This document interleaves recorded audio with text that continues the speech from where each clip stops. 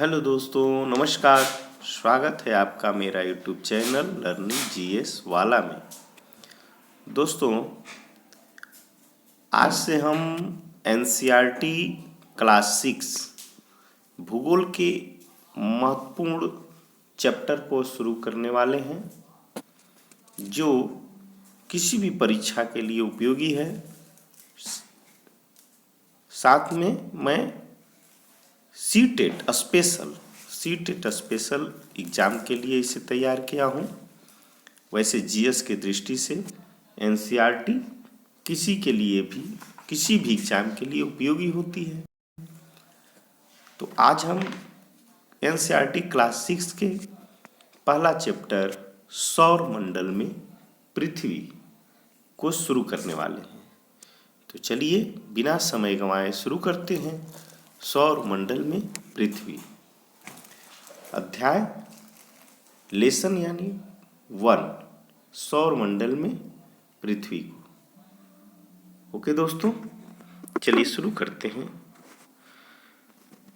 दोस्तों, आप देखे होंगे जैसे जैसे शाम ढलते जाता है, आकाश में टिमटिमाते सुंदर सुंदर तारे धीरे धीरे करके दिखने लगते हैं। तो ये सूर्यास्त के बाद का समय होता है, जो किसी भी इंसान के लिए बहुत प्यारा होता है। तो सूर्यास्त के बाद आकाश को देखना कितना अच्छा लगता है। आसमान में पहले 1 या 2 चमकते बिंदु ही दिखते हैं, लेकिन बाद में इनकी संख्या बढ़ती जाती है। आप उनकी गणना नहीं कर सकते। संपूर्ण आकाश छोटी छोटी चमकदार वस्तुओं से भर जाता है, जिनमें से कुछ चमकीले होते हैं एवं कुछ धुंधले होते हैं। ऐसा प्रतीत होता है मानो आकाश में हीरे जड़े हों। इनमें से कुछ टिमटिमाते प्रतीत होते हैं, लेकिन अगर आप उनको ध्यान से देखेंगे तो आप पाएंगे कि इनमें से कुछ की टिमटिमाहट अन्य से अलग है। ये बिना किसी टिमटिमाने के चंद्रमा के समान चमकते हैं। इन चमकीली वस्तुओं के साथ आप लगभग प्रतिदिन चंद्रमा को भी देखते हैं। यह अलग अलग समय पर, अलग आकार तथा अलग स्थितियों में दिखाई पड़ता है। आप पूर्ण चंद्र ग्रहण को लगभग 1 महीने में एक बार देख सकते हैं। यह पूर्ण चंद्रमा वाली रात या पूर्णिमा की रात कहलाती है। 15 दिन के बाद आप इसे नहीं देख सकते हैं। यह नए चंद्रमा की रात्रि या अमावस्या होती है। ऐसी रात में अगर आसमान साफ है तो आप आसमान को अवलोकन अच्छी तरह से कर सकते हैं। क्या आपको इस बात पर आश्चर्य नहीं होता है कि हम दिन के समय चंद्रमा एवं इन सभी छोटी चमकीली वस्तुओं को क्यों नहीं देख पाते हैं? ऐसा इसलिए है क्योंकि सूर्य के अत्यधिक तेज प्रकाश के कारण रात के समय चमकने वाले वस्तुओं को हम दिन में नहीं देख पाते हैं। सूर्य, चंद्रमा तथा ये सभी वस्तुएं जो रात के समय आसमान में चमकती हैं, खगोलीय पिंड कहलाती हैं। तो दोस्तों, सामने इस चैप्टर से यहाँ प्रश्न बनता है, खगोलीय पिंड। खगोलीय पिंड इसमें से कौन नहीं है? तो उसमें देगा सूर्य, चंद्रमा, तारे, इनमें से सभी।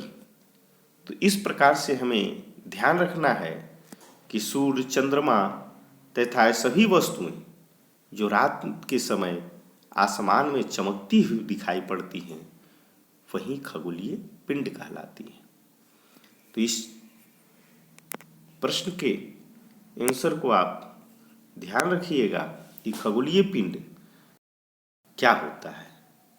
तो सूर्य, चंद्रमा तथा सभी वस्तुएं जो रात के समय आसमान में चमकती हैं वो खगोलीय पिंड कहलाती है। साथ में आप समझ गए होंगे कि पूर्णिमा और अमावस्या क्या होती है। तो पूर्णिमा जिस रात में चंद्रमा पूरी रात दिखाई पड़ती है वह पूर्णिमा होती है, और जिस रात्रि में चंद्रमा पूरी रात नहीं दिखाई पड़ती है वह अमावस्या होती है। तो पूर्णिमा, अमावस्या और खगोलीय पिंड। चलिए आगे के चैप्टर में चलते हैं।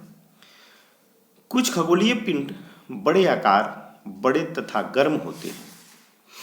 ये गैसों से बने होते हैं। देखिए एक प्रश्न यहाँ बनता है कि खगोलीय पिंड कैसे होते हैं।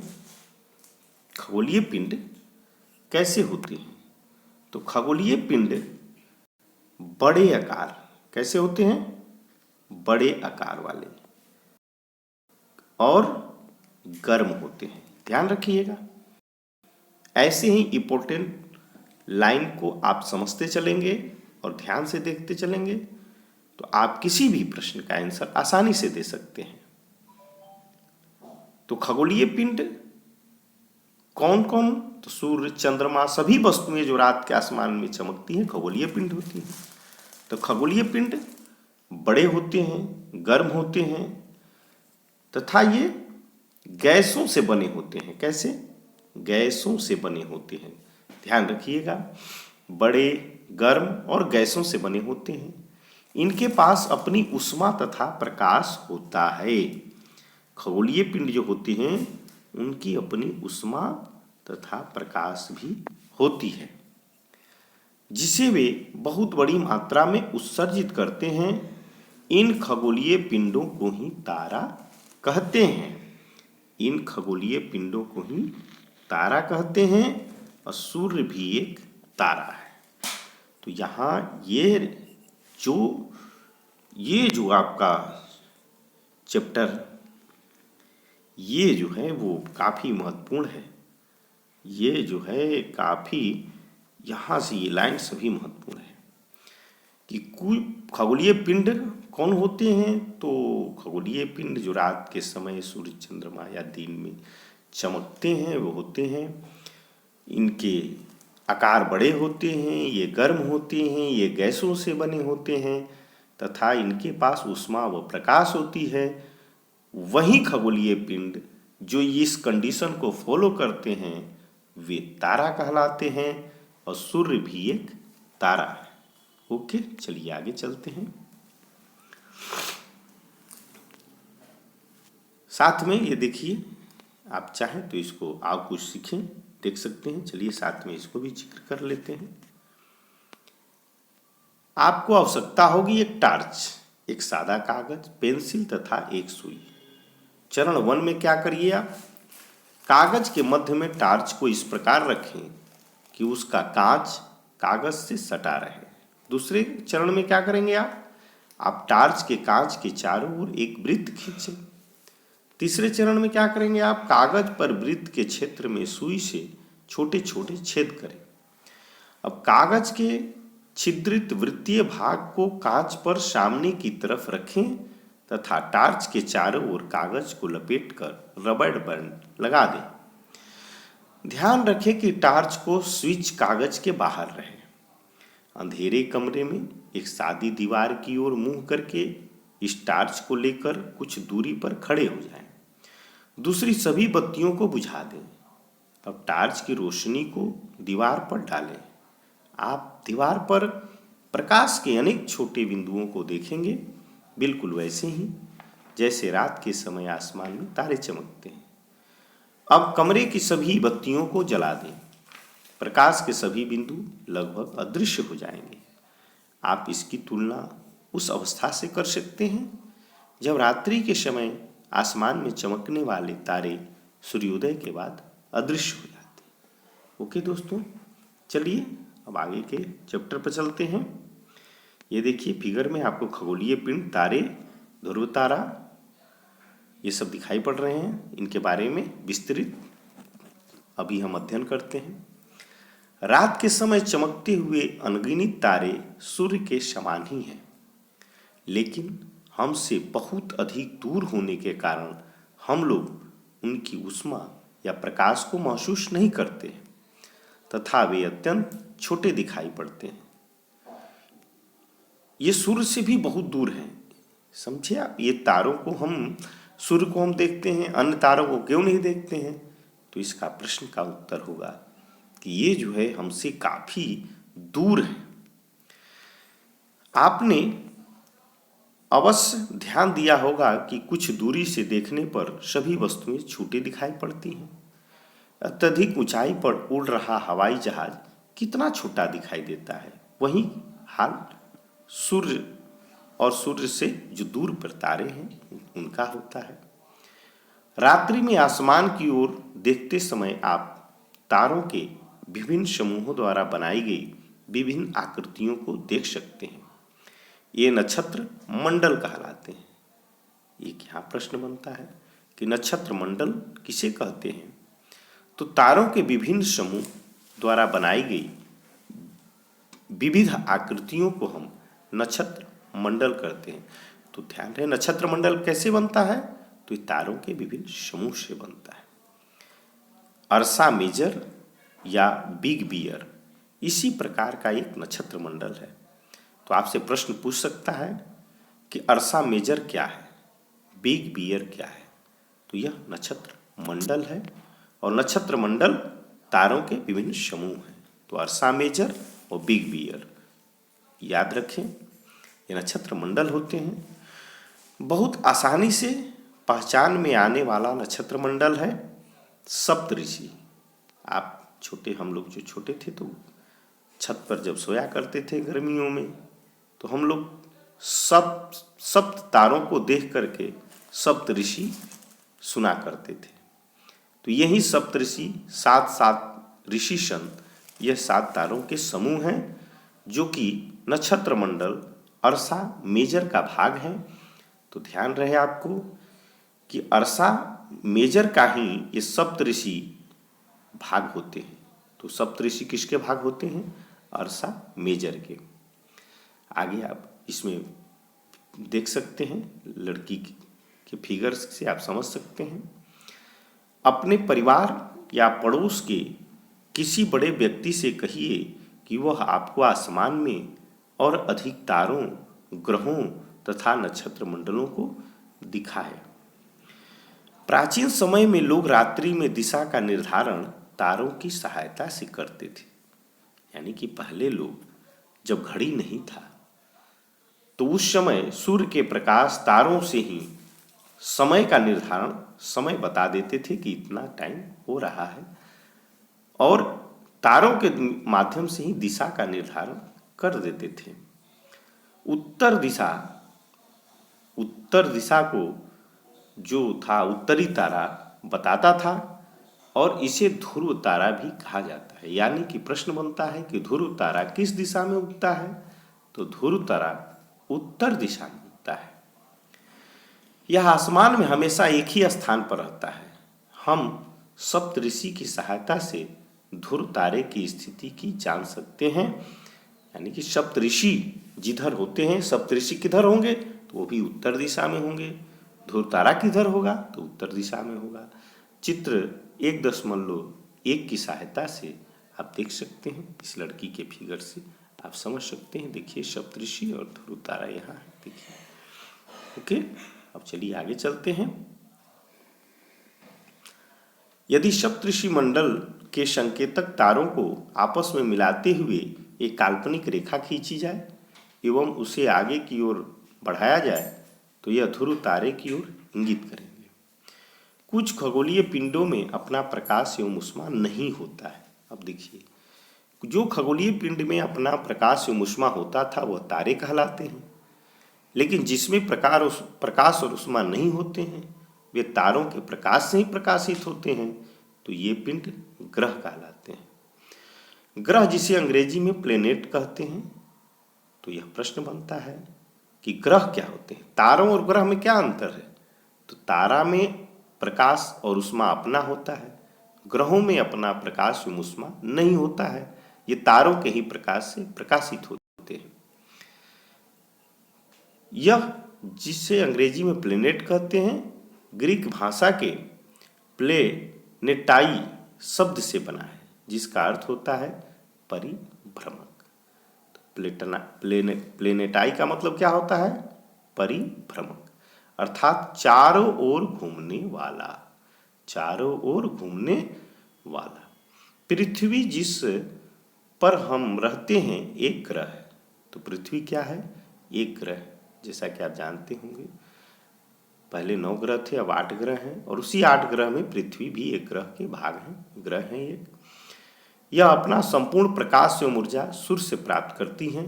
क्यों? कि ग्रहों के पास अपना ऊष्मा एवं प्रकाश नहीं होता है, वह तारों से प्राप्त करते हैं। जो पृथ्वी के सबसे नजदीक का तारा है, पृथ्वी को बहुत अधिक दूरी से जैसे चंद्रमा से देखने पर यह चंद्रमा की तरह चमकती हुई प्रतीत होती है। देखिए, आप यहाँ देख सकते हैं, यहाँ आप समझ सकते हैं, इस फिगर के माध्यम से आप समझ सकते हैं। यहाँ देखिए, ये सूर्य है, और सूर्य से आप ग्रहों को देखिए, शुक्र, पृथ्वी, मंगल, बुध, ये आंतरिक ग्रह हैं। इसके बाद में ये जो है बृहस्पति, और ये शनि, अरुण, ये सब क्या है? वरुण, ये बाह्य ग्रह है। तो ये बाह्य ग्रह हैं और ये आंतरिक ग्रह हैं। यहाँ देखिए, आप इन सबों के बारे में आप समझ सकते हैं। देखिए, ये बुध, शुक्र, पृथ्वी, मंगल, सूर्य के चारों ओर परिक्रमण गति यहाँ है। इसे आप ध्यान से समझ सकते हैं, याद कर सकते हैं। और ये बृहस्पति, शनि, ये लोग, सभी लोगों को आप धीरे धीरे चाहें तो अच्छे से इनकी घूर्णन, परिक्रमण, दिन, ये सब आप याद कर सकते हैं। ये देखिए, इनकी परिक्रमण गति कितने घंटे में होती है, परिक्रमण कितनी होती है, ये दिया हुआ है। तो चलिए, यहाँ से आप पढ़ सकते हैं। आगे चलते हैं। आसमान में दिखने वाले चंद्रमा एक उपग्रह है।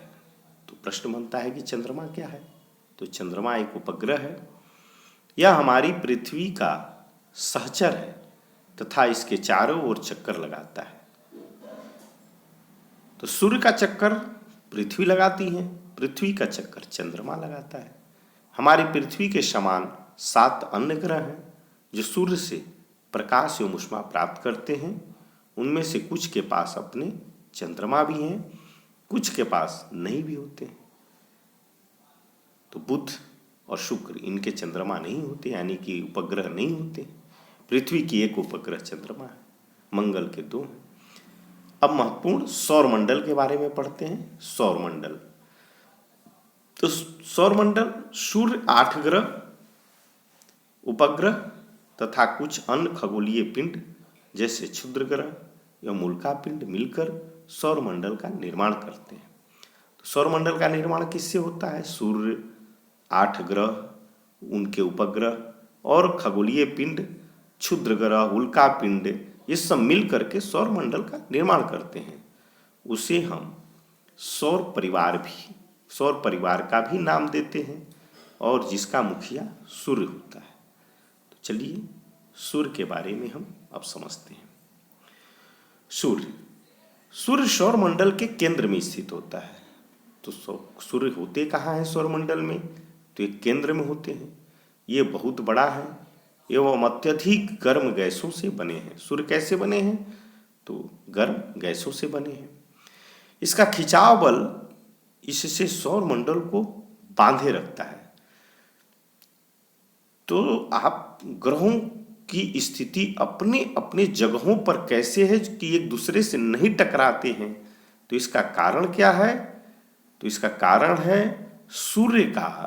सूर्य का ग्रेविटेशन, जो सभी को एक अपने निश्चित स्थान पर बांधे हुए है।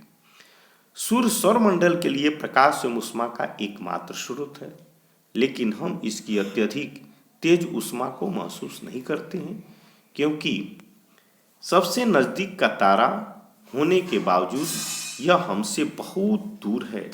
सूर्य पृथ्वी से लगभग 15 करोड़ किलोमीटर दूर है। तो यहाँ एक प्रश्न बनता है कि सूर्य पृथ्वी से कितने दूर है?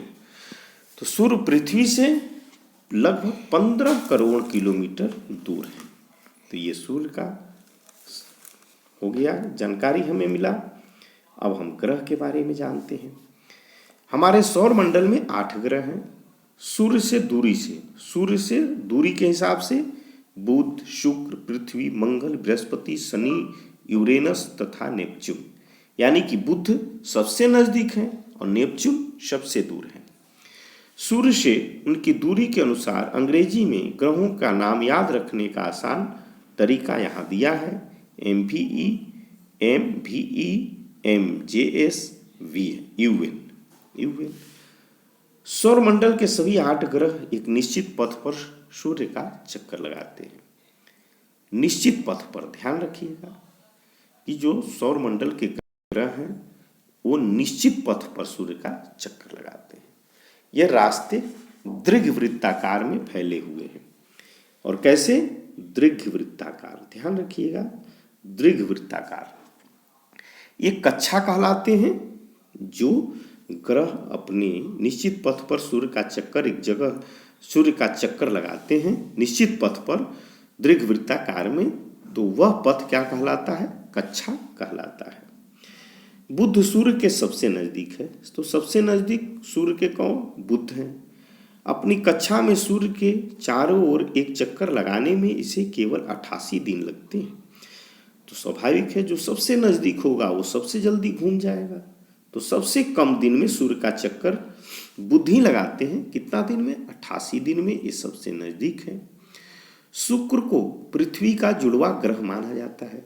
तो पृथ्वी का बहन या जुड़वा ग्रह कौन है? तो शुक्र, क्योंकि इसका आकार एवं आकृति लगभग पृथ्वी के ही समान है। अभी तक प्लूटो भी एक ग्रह माना जाता था, परंतु अंतर्राष्ट्रीय खगोलीय संगठन ने अपनी बैठक अगस्त 2006 में यह निर्णय लिया कि कुछ समय पहले खोजे गए अन्य खगोलीय पिंड 2003 UV, सीरस तथा प्लूटो बौने ग्रह कहे जा सकते हैं। चलिए अब पृथ्वी के बारे में जानते हैं।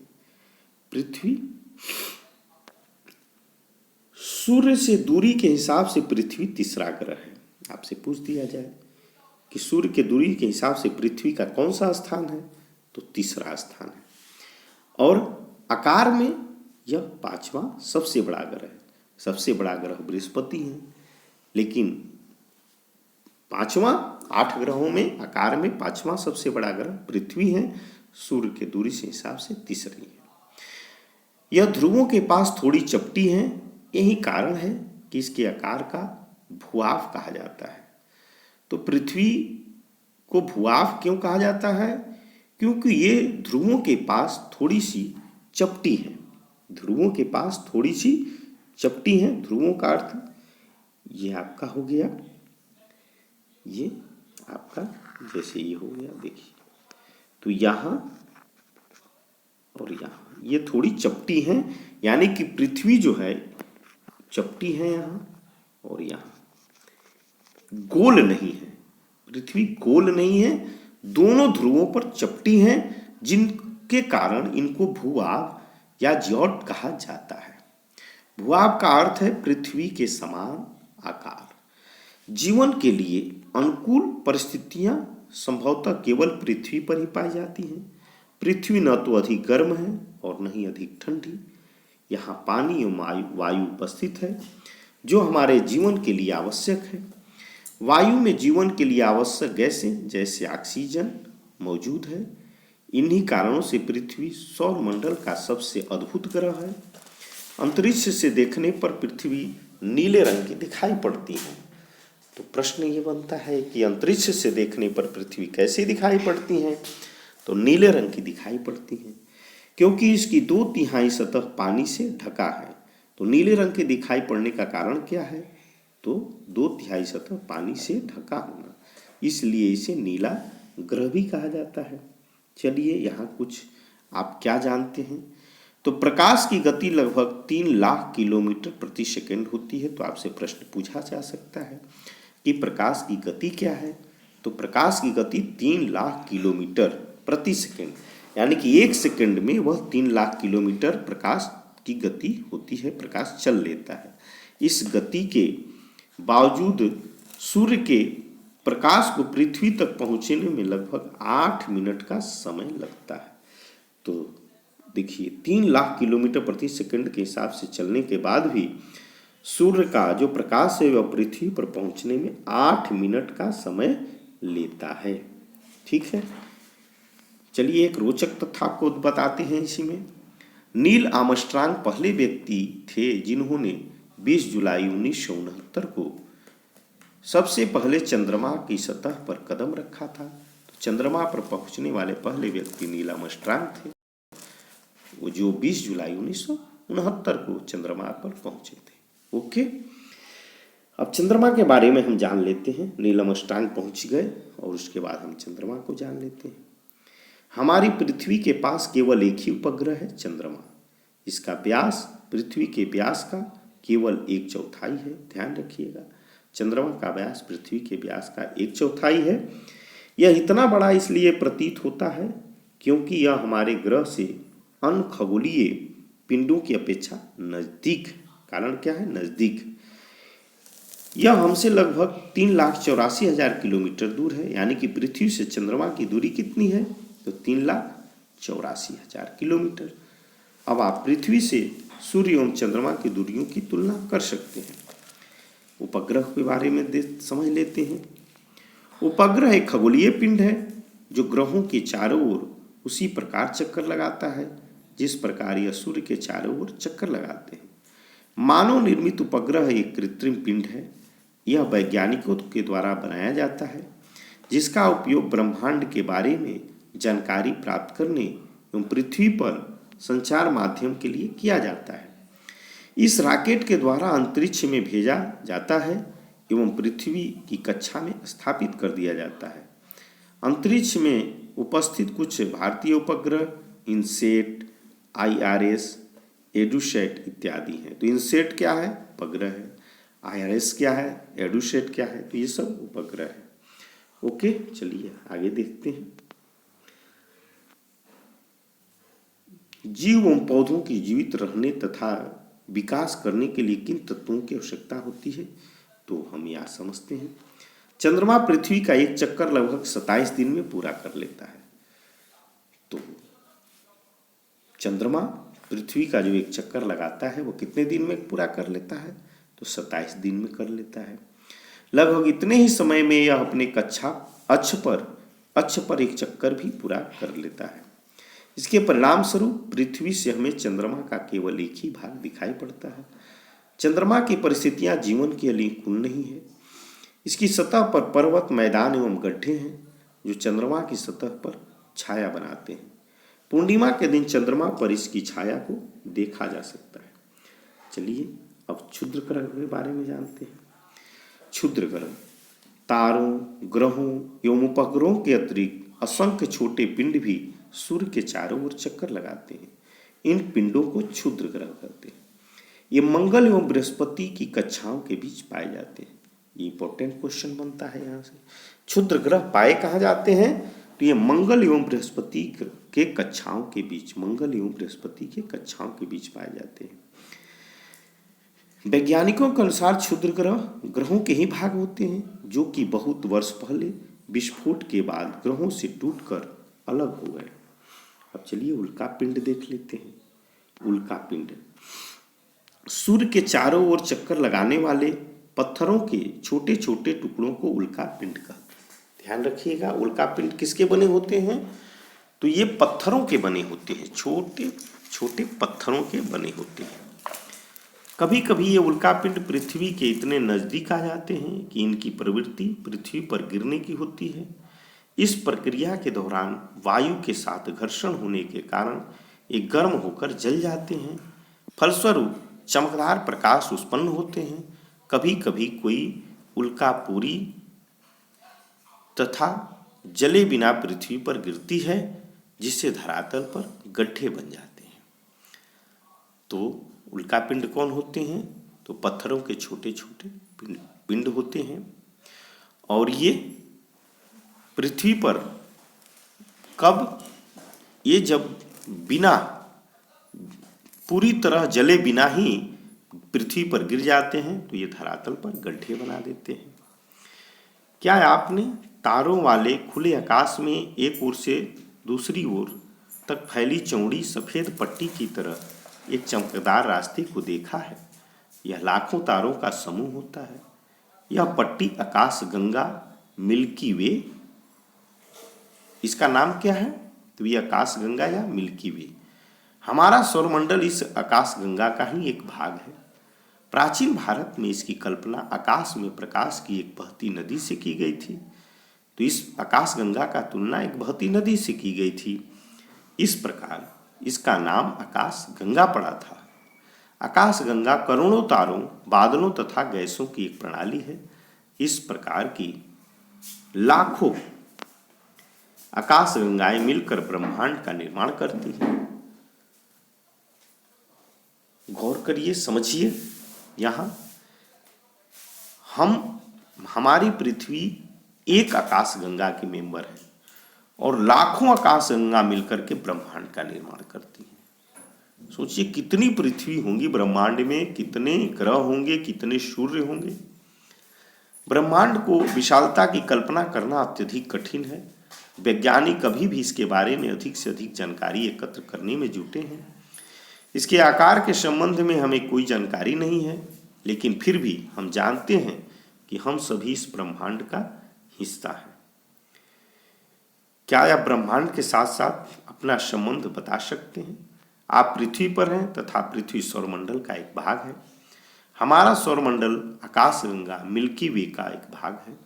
हमारा सौरमंडल जिसका भाग है उसका नाम आकाश गंगा या मिल्की वे है, जो ब्रह्मांड का हिस्सा है। ब्रह्मांड से जुड़े इस तथ्य पर विचार कीजिए कि इसमें लाखों आकाश गंगाएं मौजूद हैं। इस चित्र में आपका स्थान कहाँ है? देखिए, यहाँ पृथ्वी, सौरमंडल, आकाश गंगा, ब्रह्मांड, ये क्रम है। ब्रह्मांड जो है, ब्रह्मांड के अंतर्गत आकाश गंगा के अंतर्गत सौरमंडल, सौरमंडल के अंतर्गत पृथ्वी। अब आपका आज सौरमंडल में पृथ्वी का चैप्टर समाप्त होता है। आपको कल दूसरा अध्याय प्राप्त होगा और इसके जो भी प्रश्न उत्तर है आप अपने से लगाइएगा और प्रयास करिएगा कि किताब के इस अध्याय को अच्छी तरह से पढ़ें और समझें। फिर इस प्रश्न को करिएगा, बड़े आसानी से बन जाएगा। और दोस्तों, यदि आप हमारे चैनल पर रेगुलर वीडियो देखते हैं तो आपको पूरी सीटेट की कंप्लीट तैयारी कम ही दिनों में करा दी जाएगी और आप 100% सफल हो जाएंगे। इसमें कोई शंका नहीं है। तो आप इन प्रश्नों को स्वतः करिएगा, आपको इस प्रश्न करने में बड़ा आसानी लगे होगी। तो चलते हैं दोस्तों, ठीक है। Thank you. ओके दोस्तों, बाय बाय।